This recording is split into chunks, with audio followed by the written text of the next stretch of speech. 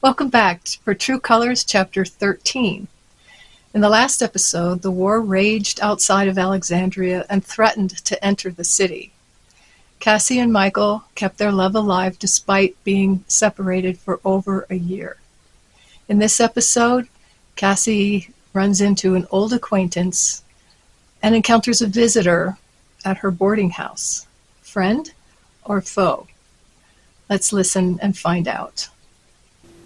True Colors, Chapter 13. The Confederates successfully defended Chancellorsville in May of 1863, but the victory was costly. Stonewall Jackson was accidentally shot by one of his own men, and his arm had to be amputated. Lee said of his ablest general, "He has lost his left arm, but I have lost my right arm."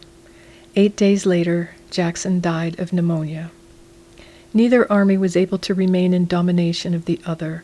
The country was now 2 years into this 90-day war with no end in sight. Almost never did I hear anyone say, "This war can't last much longer."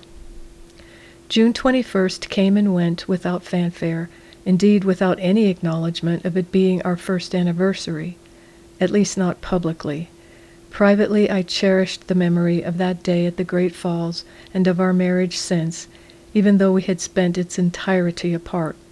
I wondered where Michael was that day, but didn't need to wonder if he was thinking of me. In early July, the rebels entered my home state for the first time. For 3 bloody days, a battle raged at Gettysburg. My farms were less than 30 miles from there, and I could not imagine the horror that took place in that quiet, cozy town. I wrote the tenants who were leasing my farms, but never received a reply. I grew increasingly anxious over how they and the land had fared the Confederate onslaught. I determined that I would go there to see for myself as soon as I could arrange it. On July 4th, the day after the Union victory at Gettysburg, Vicksburg fell to Grant's army. With these great battles being fought to the north and far south of us, our flow of casualties finally dwindled, and we were given a reprieve of sorts for a few weeks. But our supplies remained low, and taking advantage of a slow day at the hospital, Tess and I walked to the Grace Church Hospital to borrow some supplies they somehow always managed to have more of than we did. As feared, I ran into Cal Thompson, who had achieved the rank of captain. I noticed him first, so I went over to bid him hello. He was surprised to see me, but was civil at least. He looked as handsome as ever, despite his blood-stained apron. "And I hear from Stephen that you are engaged to be married to an officer in the War Department." "Yes, I am. He's away right now." "You must fear for his safety, I'm sure." "I'm able to keep track of him through certain channels, and the word is good." "I'm glad to hear that."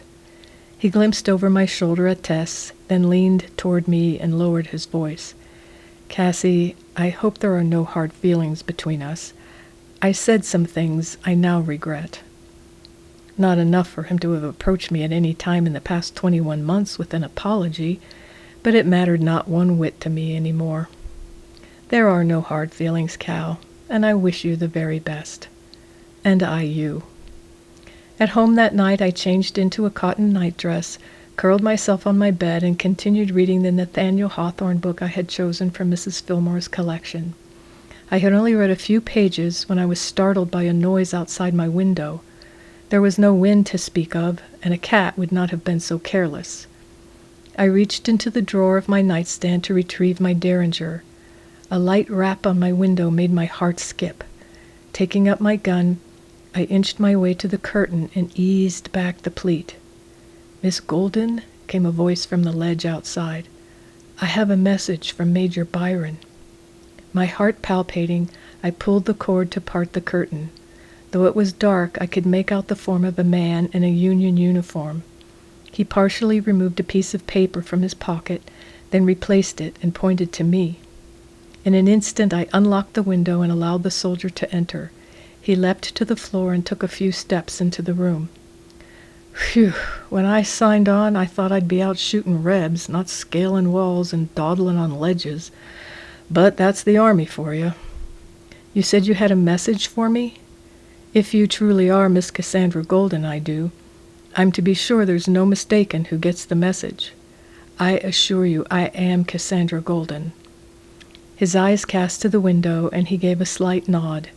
I turned only in time to see a white cloth coming at me. I raised the derringer, but it was wrenched free from my hand by the soldier now behind me. The rag consumed my nose and mouth. My senses dulled except for the sickening odor of ether.